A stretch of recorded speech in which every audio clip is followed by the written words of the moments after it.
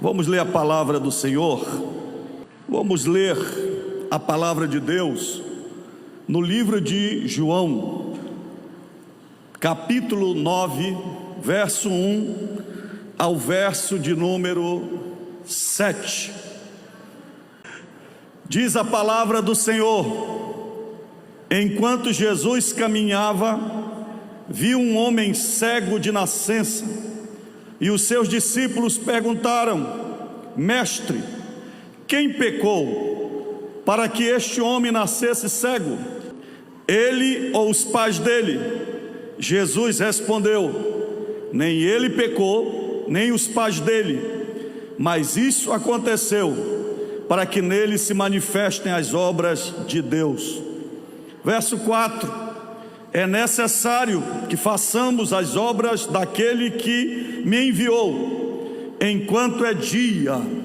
A noite vem, quando ninguém pode trabalhar. Enquanto estou no mundo, sou a luz do mundo.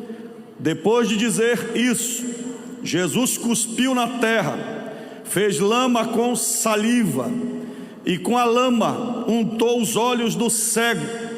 Então disse ao cego: vá lavar-se no tanque de Siloé. Siloé quer dizer enviado. O cego foi, lavou-se e voltou vendo. Nós temos 4 livros chamados de evangelhos que contam a biografia do Senhor Jesus Cristo.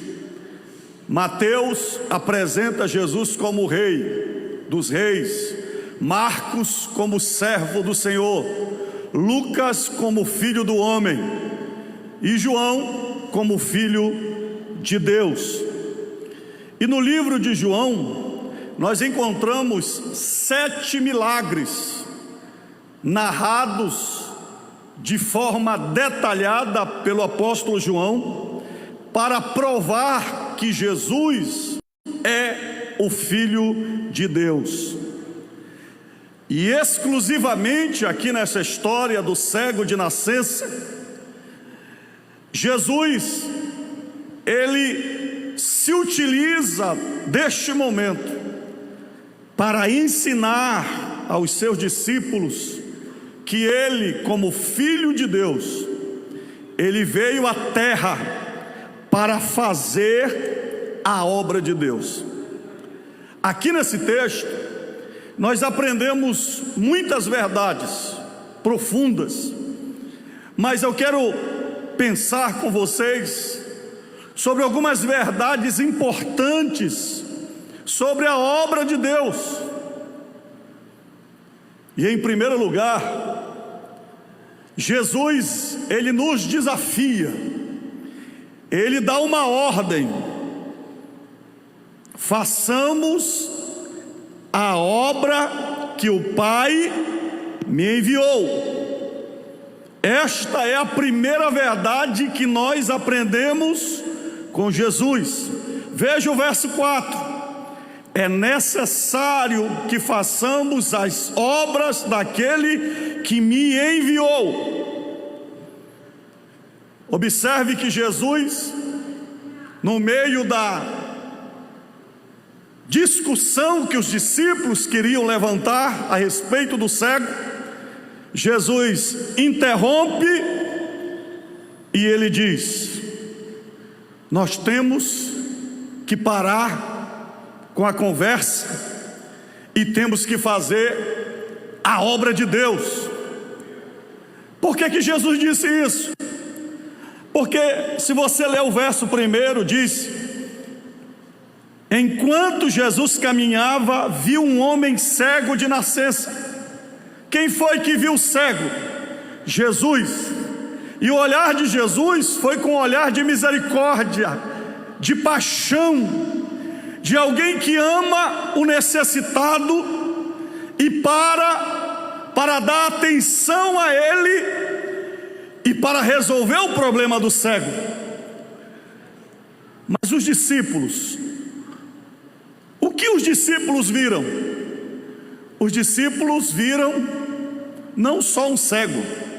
Os discípulos viram um caso religioso. Os discípulos, no verso de número 2, diz o texto: e os seus discípulos perguntaram: mestre, quem pecou para que este homem nascesse cego, ele ou os pais dele? Jesus vê o cego com misericórdia. Jesus vê o cego necessitado. Os discípulos não. Eles veem um objeto de estudo. Por que ele ficou cego? Por que ele nasceu cego?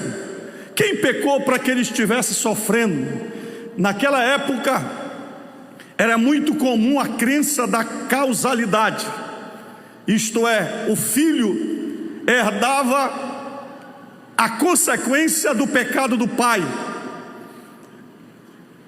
Os judeus, eles trabalhavam muito a questão do mérito, e para eles receberem alguma graça de Deus, eles tinham que praticar boas obras. E se alguém estivesse leproso, significa que aquela pessoa estava condenada por Deus, pelo fato de estar doente. Quando Jesus para conversar com aquele cego de nascença, em vez deles se aproximarem do cego e no coração dizerem: nós vamos junto com o mestre buscar a solução para o cego de nascença, não, eles perguntam para Jesus: Senhor, por que ele está doente? Por que ele está sofrendo? Sabe, queridos, nós fomos enviados por Deus como a resposta e a solução de Deus. Não é nosso papel questionar a cegueira de ninguém. Não é nosso papel questionar a dor, o sofrimento de ninguém. Não é nosso papel questionar porque ele está drogado, porque ele se encontra separado, divorciado, porque que ele está enfrentando essa luta ou aquele problema. Eu, como discípulo de Jesus, devo deixar na mão de Deus as questões subjetivas, porque Deus conhece a vida de cada um de nós, e Deus conhece o problema pessoal de cada um com Ele. A nossa missão é: ide por todo mundo, pregai o meu evangelho, boas novas a todas as criaturas. Quem crê e for batizado será salvo. Levante as suas mãos, diga: Deus me chamou como resposta da sua graça e da sua misericórdia. Diga: Deus não me chamou para condenar ninguém, para investigar ninguém. Não!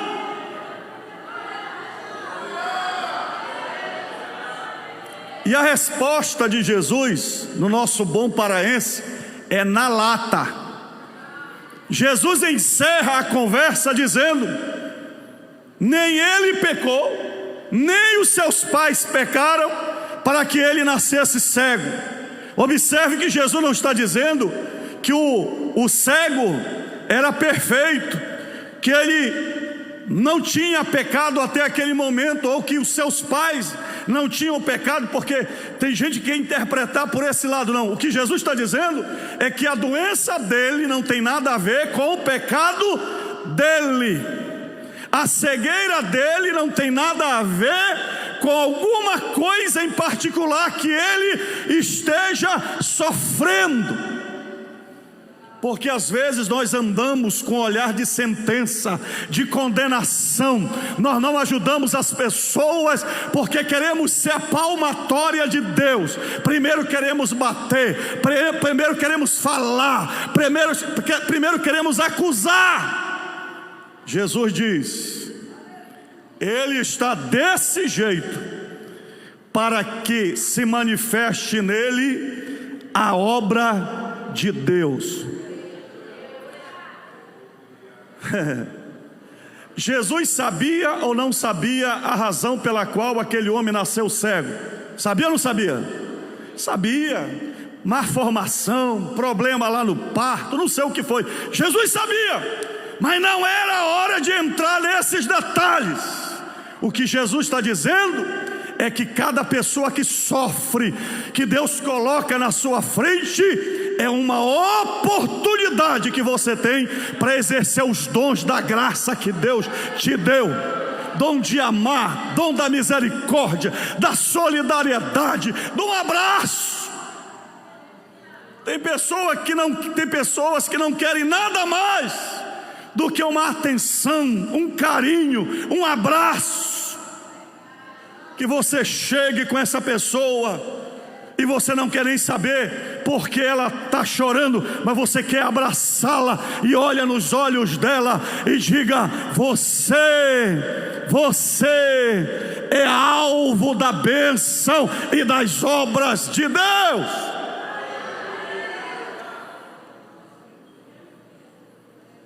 Verso 3, parte B. Mas isto aconteceu para que nele se manifestem as obras de Deus.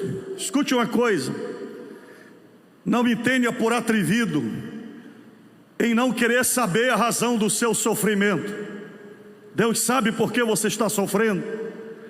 Pode ser que indiretamente você esteja envolvido na causa pela qual você está sofrendo, mas eu quero profetizar para você que essa dor e esse problema e esse sofrimento agora representam uma grande oportunidade para Deus se manifestar na tua vida e você dá um testemunho, porque Ele é o Jeová.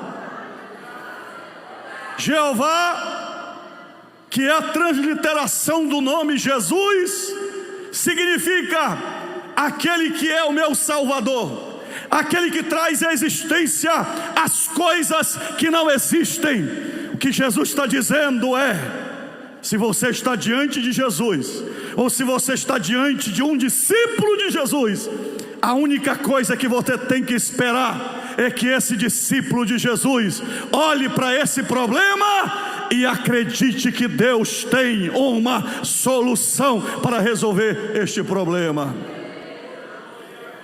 Irmãos, eu oro muito para que a nossa igreja seja uma resposta.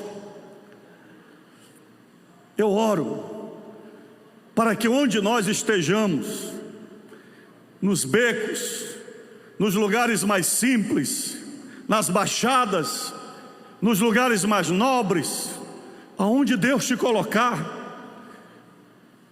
não importa qual é o sofrimento que está à tua volta, que você olhe para esse sofrimento, para esta pessoa, e você possa dizer como Jesus: chegou a hora de Deus manifestar as suas obras na tua vida. Quem está entendendo o que eu estou falando? Quem está entendendo o que eu estou falando? Crê no Senhor Jesus Cristo e será salvo tu e a tua casa. Segunda coisa que eu aprendo com Jesus nessa história: façamos a obra de Deus, porque é necessária, é insubstituível. Queridos, por que Jesus parou para falar com aquele cego de nascença?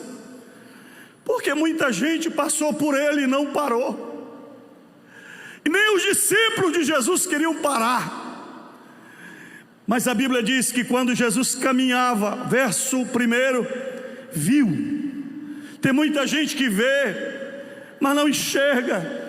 Tem muita gente que vê com a visão física, mas não vê com o coração, não vê com fé, não vê com a alma, não vê com amor.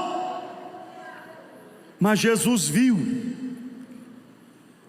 Sempre existe alguém sofrendo, precisando de Deus no nosso caminho, seja na escola, seja no trabalho, seja no ônibus. Você que pega todo dia o Marituba daqui para o centro comercial de Belém. Você como crente, salvo, abençoado por Deus, cheio da graça. Você está sentado naquele banco. Deus só falta colocar o pecador na tua cabeça, para você prestar atenção. Abra o olho. É uma mãe sofrendo, é um jovem drogado, é um pai desesperado, é alguém que talvez queira se jogar de cima de um viaduto, que não tem mais esperança ao terminar aquele dia. Jesus diz: façamos a obra de Deus. Mas ele não só diz façamos a obra de Deus. Se você ler o texto, verso 4, olha o que ele diz: é necessário que façamos. Repita comigo: repita mais uma vez: é necessário que façamos. Por que é necessário que façamos? Porque não existe substituto para a obra de Deus. Tudo que for feito aqui na terra, obra social, obras políticas, psicológicas, científicas, todas elas têm o seu lugar, o seu papel, mas a obra de Deus só a igreja pode fazer, só você pode fazer. E se você não fizer, o cego vai continuar lá cego, o leproso vai continuar leproso, a mulher vai continuar debaixo dos seus pecados. Então Jesus dá uma chacoalhada nos discípulos e diz: façam a obra. É necessário que façamos. E às vezes, queridos, a gente se acostuma com a obra de Deus, a gente se acostuma em ser membro de igreja, a gente se acostuma com os valores do céu, a gente se acostuma com a vinda de Jesus, a gente se acostuma até em falar língua estranha, a gente se acostuma até com o nosso gueto, a gente acha que todo mundo salvo está dentro da igreja. Às vezes há pessoas que não se preocupam mais com quem está em volta. Desde que o meu trenzinho esteja sendo conduzido para o céu, o resto aqui se lasca. Tem crente que já coloca a Bíblia debaixo do braço e sai julgando todo mundo no meio da rua. Jesus está dizendo: você não foi salvo para entrar no céu sozinho. Leve a sua mulher, leve o seu marido, leve os seus filhos, leve os seus vizinhos. Se você não fizer a obra de Deus, quem é que vai fazer? Se você não pregar, se você não evangelizar, quem é que vai fazer? Olha para o irmão que está do seu lado e pergunte para ele: você está esperando por quem? Pelo pastor Enaldo? Pelo pastor Laurimar? Quem você está esperando para pregar o evangelho? Dá uma balançada nele e diz: é você. É você que tem que ver o cego. É você que tem que enxergar a pessoa necessitada, é você.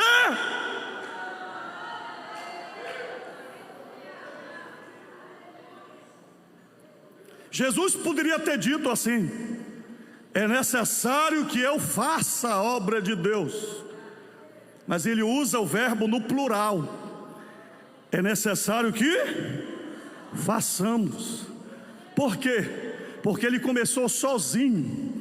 Mas a partir do momento que ele chamou o Pedro, Tiago, o João, e no capítulo 17, Jesus na oração sacerdotal diz: eu vos envio da mesma forma que o Pai me enviou, eu confio e envio vocês.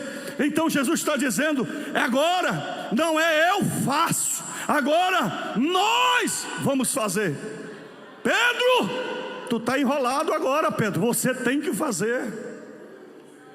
Ah, pastor, eu não quero fazer. Pastor, eu vou tirar umas férias da igreja. Pastor, eu estou me aposentando, eu estou me jubilando. Não, ninguém se jubila de pregar o evangelho, ninguém se aposenta. Você pode se aposentar de ser pedreiro, carpinteiro, você pode se aposentar e ser jubilado lá na Polícia Federal, mas no reino de Deus você nunca se jubila, nunca tira férias. Você tem que ser sempre um fazedor e um reprodutor de obras, sempre, sempre, sempre. Levante as suas mãos. Diga: Deus me chamou para ser um produtor de obras. Se nós não produzirmos as obras de Deus, quem é que vai fazer? Atos capítulo 4, verso 12. Pedro disse: e não há salvação em nenhum outro, porque debaixo do céu não existe nenhum outro nome dado entre os homens, pelo qual importa que sejamos salvos. Porque é necessário fazermos a obra de Deus, porque a obra de Deus é Cristo. A obra de Deus é produzir Cristo no coração de cada pessoa, é fazer com que eles creiam em Jesus. Nós devemos focar toda a nossa vida na obra que o Pai mandou fazer.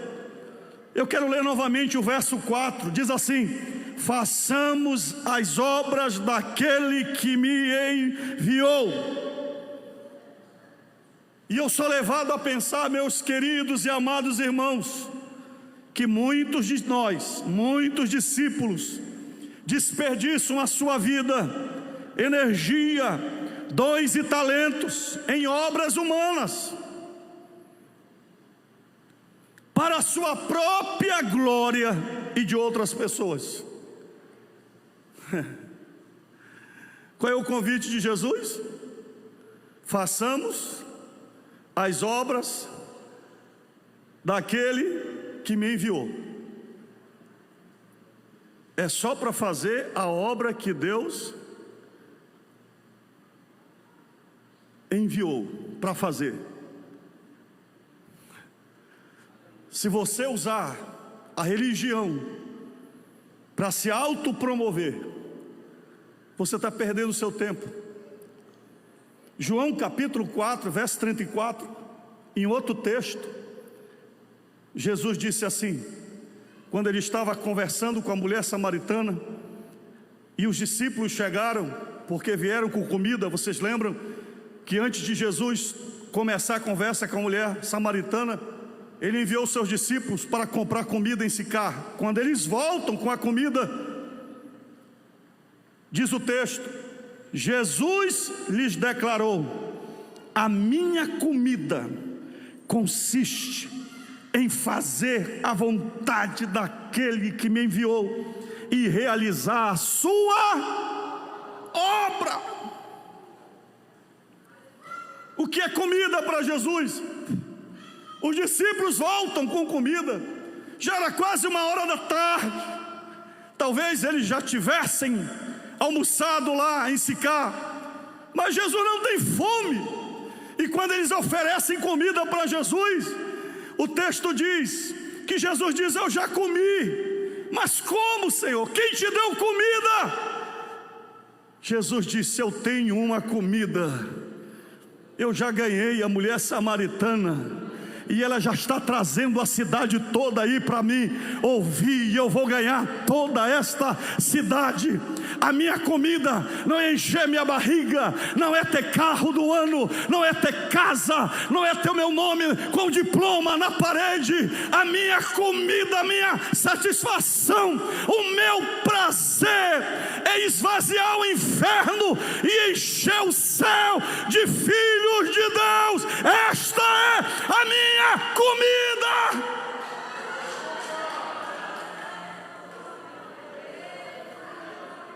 Qual é a sua comida? Qual é a sua comida? Cantar no coral? Qual é a sua comida? Ter um palitozinho reluzente? Qual é a sua comida? É ter um cargo, é ter uma função? E na hora em que você perde o cargo, perde a função, perde a comida, perde o foco, se entristece, vai embora, saiu da igreja, está decepcionado. Jesus está dizendo: a minha comida é realizar a obra de Deus, e realizar a obra de Deus é implantar o reino de Deus aqui na terra. Importa que eu desapareça e eu suma, e o nome dele cresça e seja engrandecido. Esqueceram do pastor Enaldo, lembraram de Jesus? Então esta é a obra de Deus, esta é a obra de Deus. Nós vamos para 93 anos de Pentecostes. Vamos fazer a nossa festa no dia 17 de maio. Vamos para 93 anos. O Sulino Costa iniciou essa igreja em 1929, dia 17 de maio. Não sei quantas pessoas começou com ele. Estamos chegando aos 93 anos. Nossa estimativa aí com, 15 mil pessoas, de membros e congregados. Mas a minha pergunta, Senhor, é: quantos em nós a fome de realizar a tua obra, de você não conseguir dormir, de você conseguir jejuar, de você ficar incomodado e dizer: Senhor, eu quero ver a tua glória em Marituba, em Ananindeua, em Santa Bárbara, em Benevides, em Castanhal. Eu quero ser usado por ti, Senhor.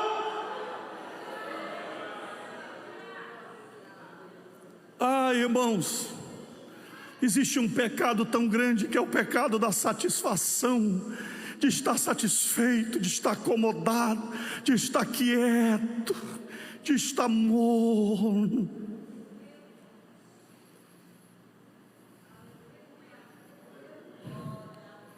Eu aprendo com Jesus que na eternidade o Pai julgará a qualidade da obra do nosso ministério. Na eternidade, Deus vai avaliar se a motivação do nosso coração é discutir a razão teológica do sofrimento do cego, ou se nós estamos preocupados em curá-lo pelo amor e pela graça de Deus. Há um texto em 1 Coríntios capítulo 3, verso 11 a 15. Eu vou ler, é um texto longo, mas ouça bem o que Paulo fala. É o grande apóstolo Paulo. Ele diz: porque ninguém pode lançar outro fundamento além do que foi posto, o qual é Jesus Cristo.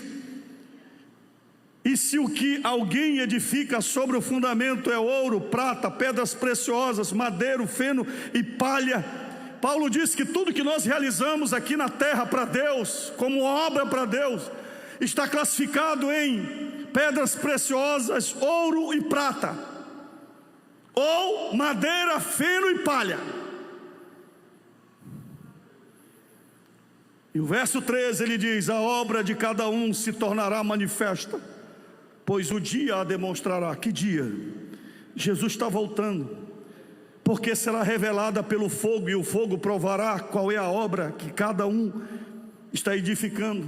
Verso 14: se aquilo que alguém edificou sobre o fundamento permanecer, esse receberá recompensa. Verso 15: se a obra de alguém se queimar, esse sofrerá uma perda, porém ele mesmo será salvo, como que através do fogo.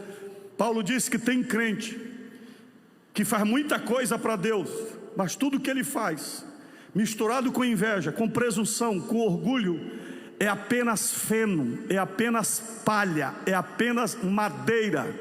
Quando os olhos de Jesus tocam,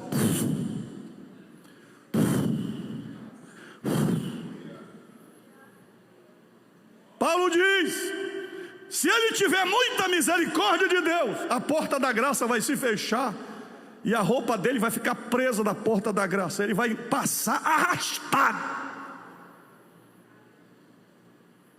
E ele diz que tem gente que ninguém vê, que ele não quer ser bajulado, que ele não quer aparecer, mas ele busca, ele ganha alma para Jesus. Deus conhece o coração dele, e o que ele está mandando para o céu é obra tipo pedra preciosa, é obra tipo ouro, é obra tipo prata. Eu me lembro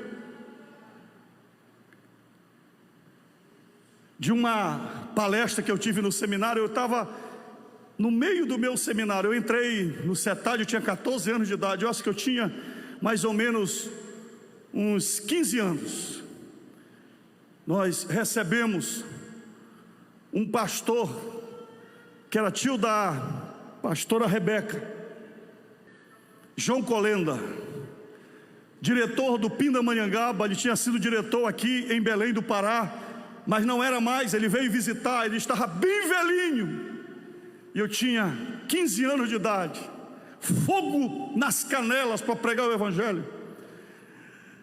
E ele parou e encarou a turma, depois de pregar por quase 20 minutos, dando conselho para os alunos. E ele olhou para todos nós e fez uma pergunta: como será a tua coroa no céu? E aí todo mundo ficou espantado, e todo mundo respondeu: ninguém sabe, é um mistério. Ele disse: não, vocês sabem, a minha eu sei. E todo mundo ficou olhando para ele, e ele leu esse texto: qual é o material que você está mandando para o céu para fazer a tua coroa? Jesus está dizendo que ninguém pode enganar a Deus.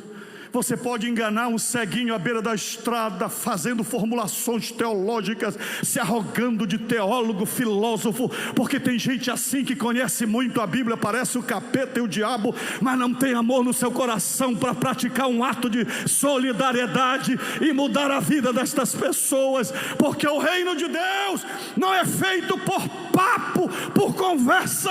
O reino de Deus é feito por quem ama, por quem age, por quem vai, por quem constrói, por quem faz. Quem está entendendo o que eu estou falando? Pergunte aí para o irmão: qual é o tipo da coroa que você vai receber no céu? Pergunta para ele: quantas toneladas de fêmur tu já mandou lá para cima? Quem aqui já deu dízimo resmungando? Já veio para o culto resmungando? Dá glória a Deus porque o pastor manda dar.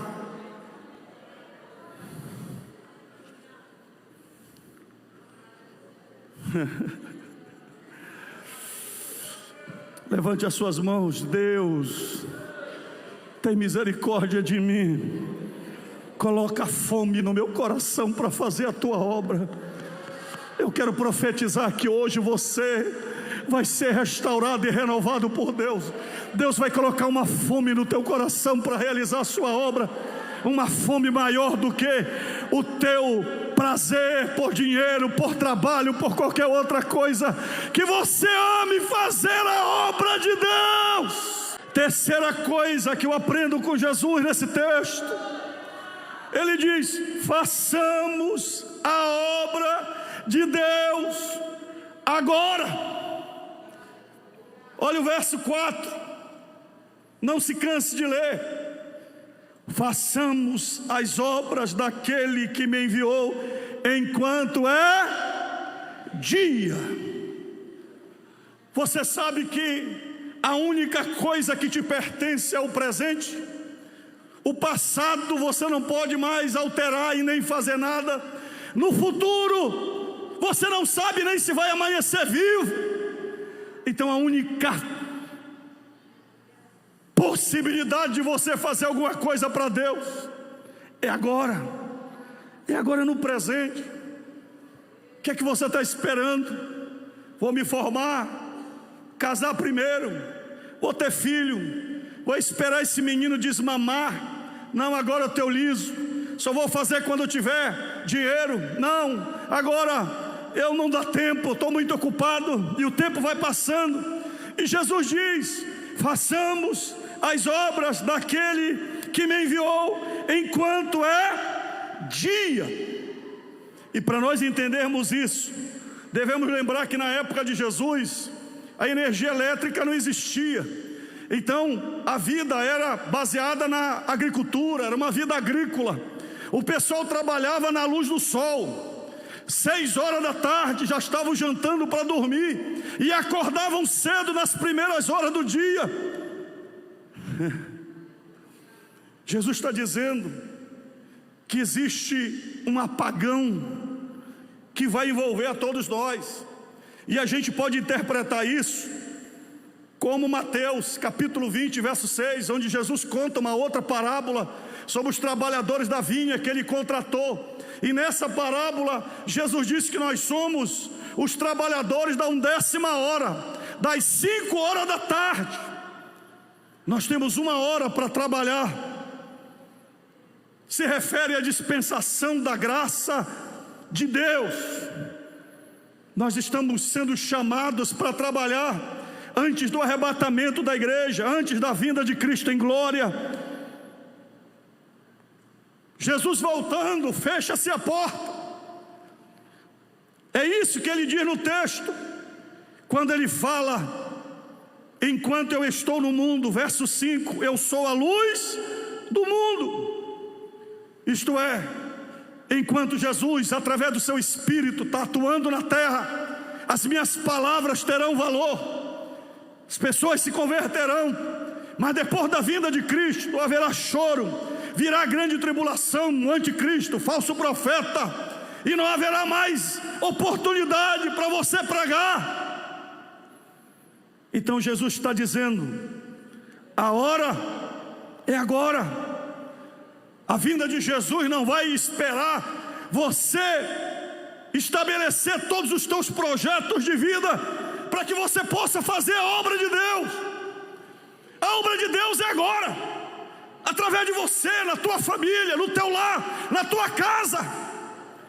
A obra de Deus na vida das criancinhas que mamam, é elas que dão um verdadeiro louvor para Deus. As criancinhas fazendo a obra de Deus. Toda a nossa vida, em cada fase, é a oportunidade que nós temos do dia. Mas o dia também pode significar a morte pessoal de cada um de nós, que cessa rapidamente o nosso ministério. Você pode ser poliglota, você pode ser o mais preparado teologicamente, mas o dom mais precioso que Deus te deu foi a vida, foi o tempo.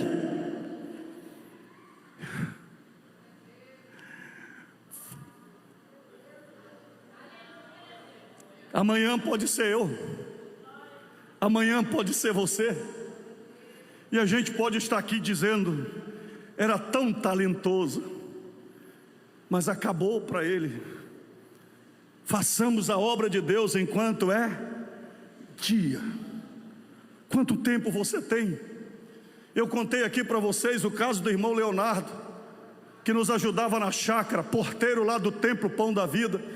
Eu viajei para Santa Catarina no dia, eu acho que foi dia 10, na sexta-feira. No dia 9, na quinta-feira, eu estava lá na chácara com o Leonardo, com o Felipe e os outros pastores aqui. E de repente, eu vi a musculatura da barriga dele, ele com a camiseta molhada. Eu perguntei: Leonardo, quantos anos você tem? Ele disse: pastor, vou fazer 60, 59. Aí eu encolhi a minha barriga e fiquei assim: nem vou mostrar a minha barriga. Aí eu disse: Leonardo, levanta a camiseta. E levantou, barriga toda dividida, todo sarado. E eu disse: vai viver muito, Deus tem muito para te dar, Leonardo. Viajei. No outro dia, sábado de manhã, eu cheguei em Xaxim. Felipe me ligou dizendo: pastor, Leonardo faleceu. Eu disse: o que, rapaz? Faleceu. Como? Ele disse que não tinha doença nenhuma. Ele disse: pastor, no sábado ele foi limpar o terreninho dele, o plantio dele, e veio uma descarga elétrica e caiu sobre ele. Chegou no hospital com os órgãos internos todos estourados e ele morreu. Façamos a obra de Deus enquanto é dia. Há um tempo determinado para nós vivermos, e há um tempo determinado para nós morrermos. Você não pode alterar o calendário de Deus, e você não pode deixar para amar amanhã, para pregar amanhã, para evangelizar amanhã. Diz um certo pregador que um dos lugares mais cheios do universo é o cemitério. E quando ele disse isso, eu não entendi direito. Ele foi explicar: no cemitério tem as composições que nunca foram escritas, tem as músicas que nunca foram cantadas, tem os dons e talentos que nunca foram desenvolvidos, e de repente as pessoas aguardaram tempo, esperaram tempo e morreram. Eu nunca deixo para pregar uma mensagem que Deus me dá para pregar hoje, eu prego hoje. Ame hoje, fale hoje. O dia vem, está passando, mas Jesus está dizendo aos discípulos: se acordem, ajudem esse cego, porque a noite vem, vocês não vão poder mais fazer nada. Levante a mão, toca na cabecinha desse irmão que está do teu lado, diga: todo dom e potencial que Deus te deu vai morrer com você, se você não desenvolver, se você não usar para abençoar alguém, vai desaparecer com você, em nome de Jesus. Eu repreendo o medo da tua vida, a covardia da tua vida, o egoísmo da tua vida. Eu repreendo em nome de Jesus. Que você se levante nesta noite e diga: Senhor, eu quero morrer vazio, eu quero falar toda a tua palavra, eu quero pregar toda a tua mensagem, eu quero fazer tudo o que for possível.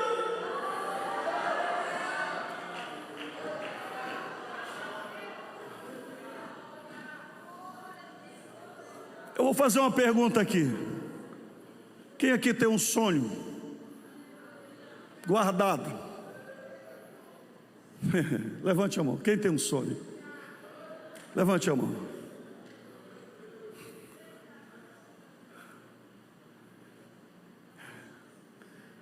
Deus está dizendo para você: o tempo está passando e o sol está se pondo. O que eu acho tremendo aqui nesse texto é que o dia também pode significar o tempo que Deus me deu para fazer a sua obra naquele lugar, naquela oportunidade. Ah, queridos, nem sempre significa a morte, mas significa a oportunidade que você tinha para mudar a vida de alguém e não mudou. E o sol se pôs, e você vai carregar a culpa, porque você não fez, porque você deixou de fazer. Uma palavra mudaria, um gesto seu mudaria, mas você foi covarde e não fez.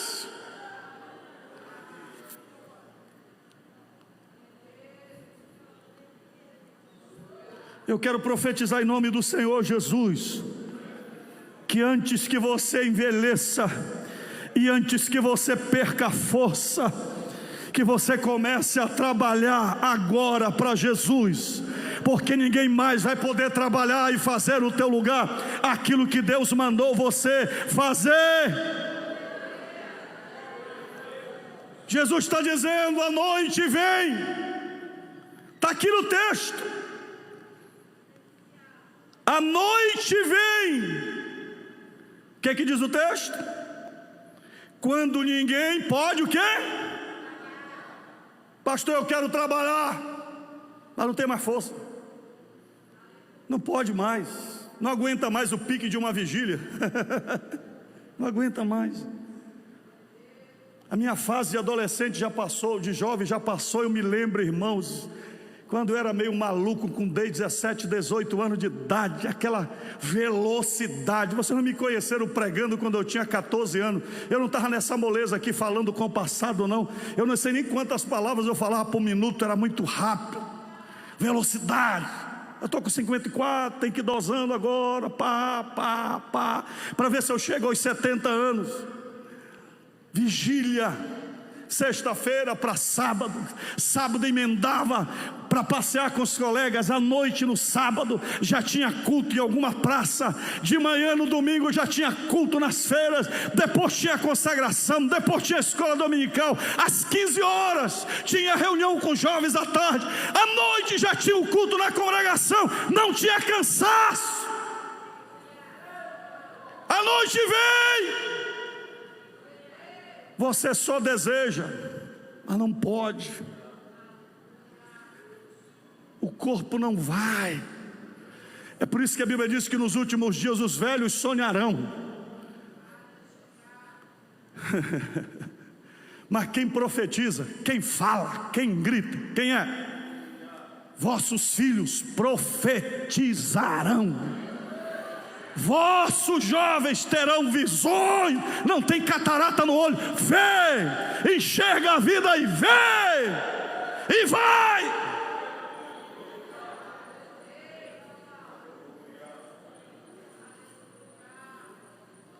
Não, eu não estou desprezando os velhos aqui não, mas é uma realidade, é ou não é? Mas Deus começou com Abraão com 75, Moisés com 80. Às vezes Deus faz essas exceções. Salomão escreveu Eclesiastes capítulo 12,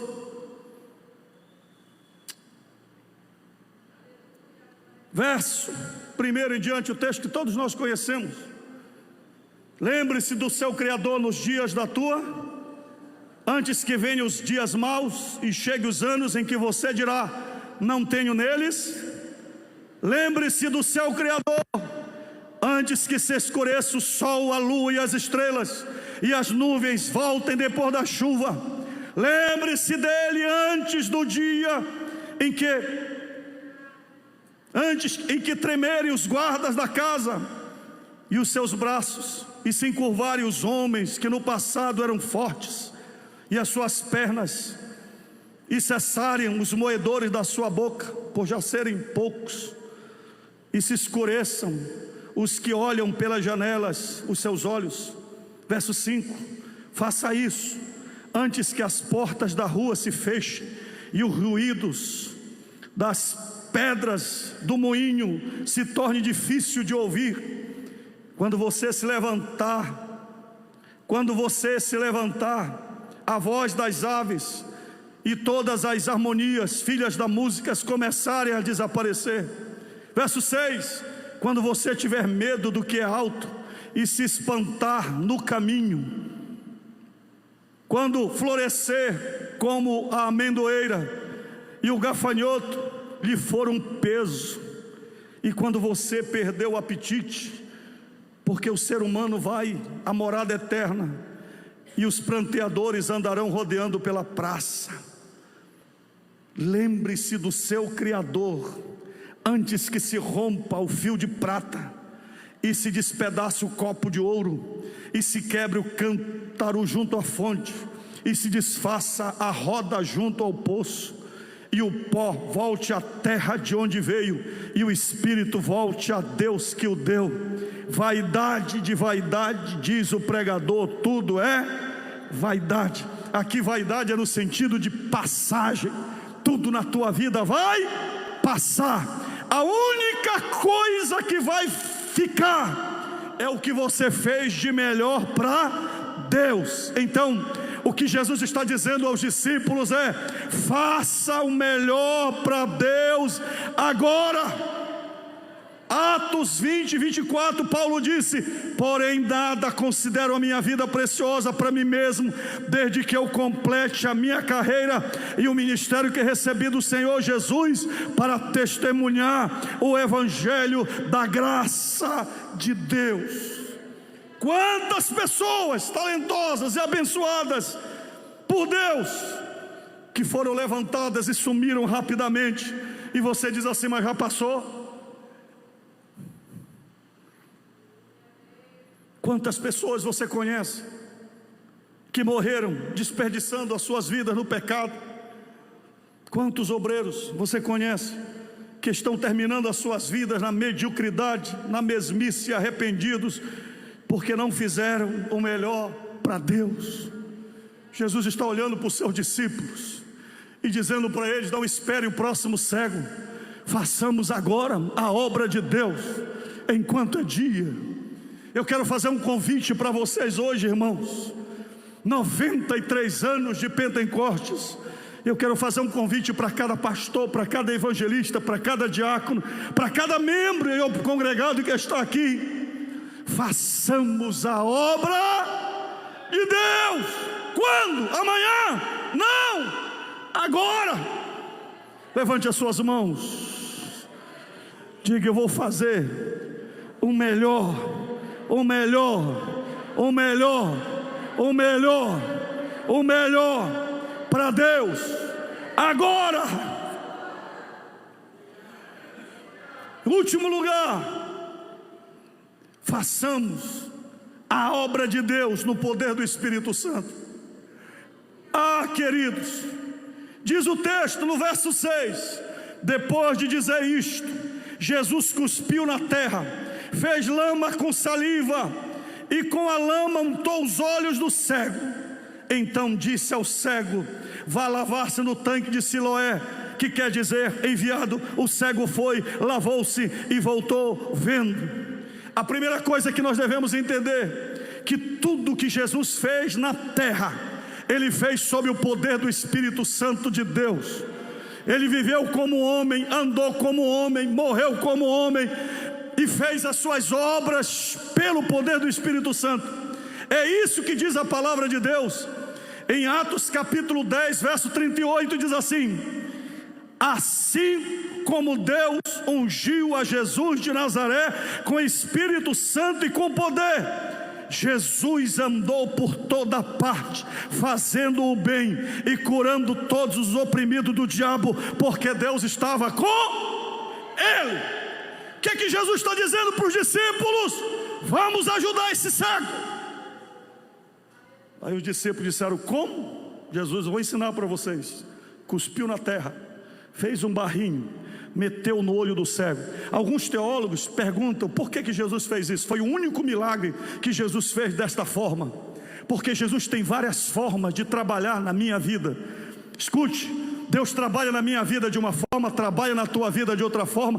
Cada milagre de Deus é múltiplo. Por quê? Porque Ele nos usa pelo poder do Espírito Santo de Deus. Deus, quando age na tua vida e você quer fazer a obra dEle, Deus vai te dar uma saída para você ajudar essa pessoa, pelo poder do Espírito Santo. Por que Jesus colocou a terra no olho do cego? Primeira hipótese: porque Jesus quis criar um incômodo no olho dele. O único tanque mais perto era o tanque de Siloé. Naquela época não tinha torneira não, para lavar o rosto na pia não. Então o cego tinha que se movimentar. E Jesus disse: ele vai andar daqui nem que ele não queira, ele vai ter que lavar o rosto e lavar o olho dele. E Jesus tocou terra com saliva no olho dele. Não é assim que Jesus faz com a gente? A gente quer milagre de moleza, de mão beijada.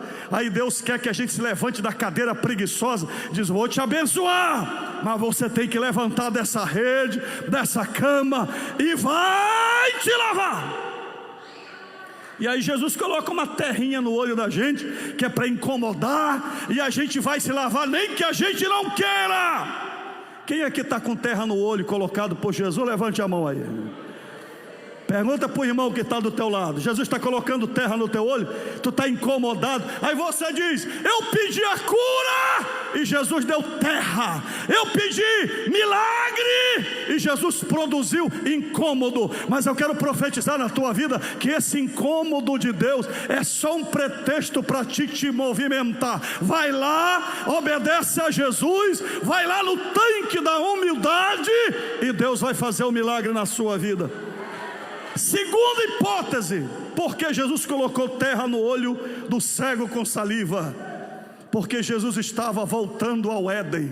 O Pai, o Filho e o Espírito Santo pegaram um pouco de terra, esculpiram um homem mais bonito da face da terra e sopraram o fôlego da vida. Ora, quem fez o homem do barro não pode fazer 2 olhinhos novos. Então Jesus pegou uma terrinha, pegou uma saliva e disse: vai e lava-te no tanque de Siloé. Eu acredito que enquanto o cego estava andando, células estavam nascendo no olho daquele homem.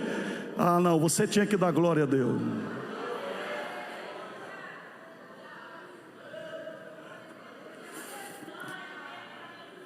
Pedro disse a Jesus: Senhor, não pegamos nada a noite inteira, mas segundo a tua palavra.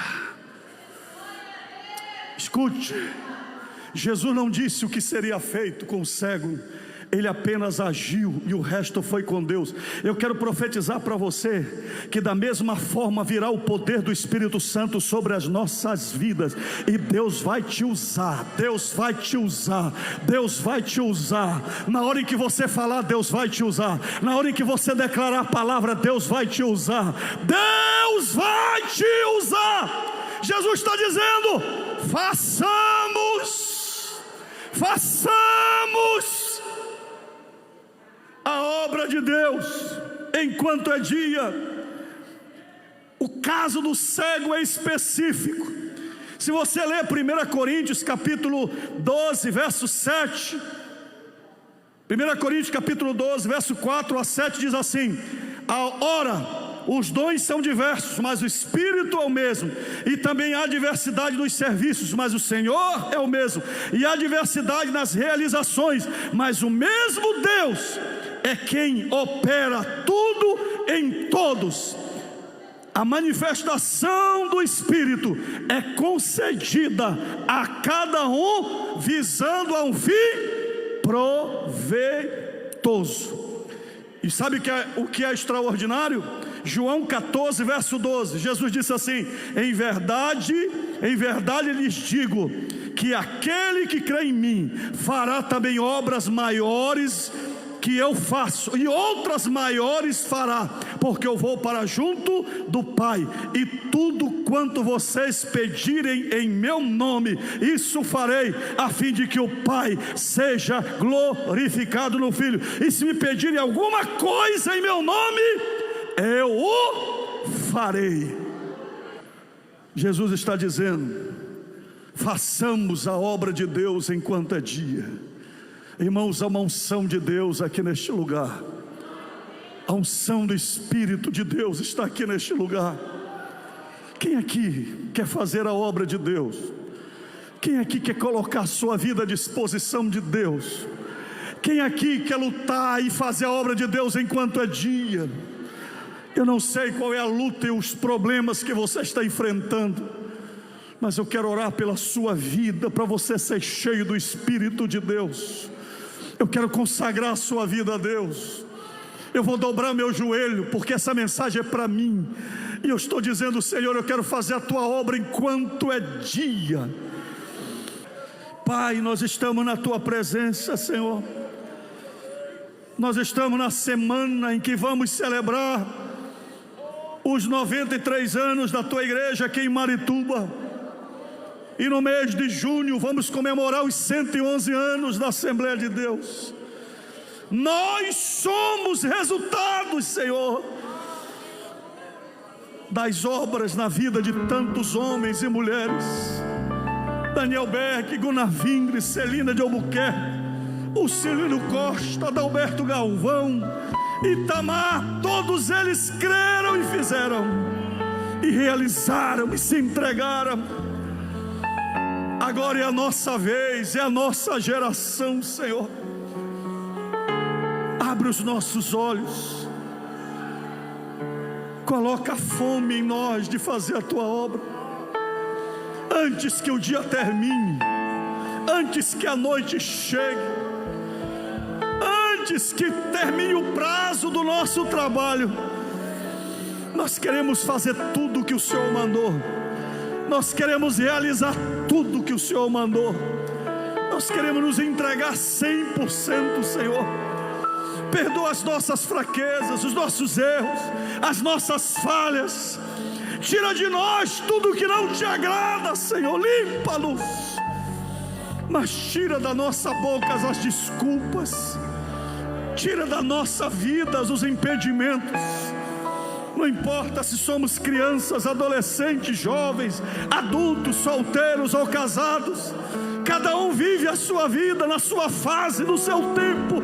Mas dentro do seu tempo, Senhor, usa o teu filho, Senhor. Enche-o e capacita ele do teu espírito. Dá a ele os teus dons. Dá a ele o teu poder, a tua autoridade. Vem sobre nós o teu Espírito nesta noite, Senhor. Queremos ser cheios do teu Espírito Santo, Senhor. Nos enche de amor, Senhor. Nos enche de compaixão. Não deixa passarmos por ninguém à beira do caminho que precise de um milagre teu.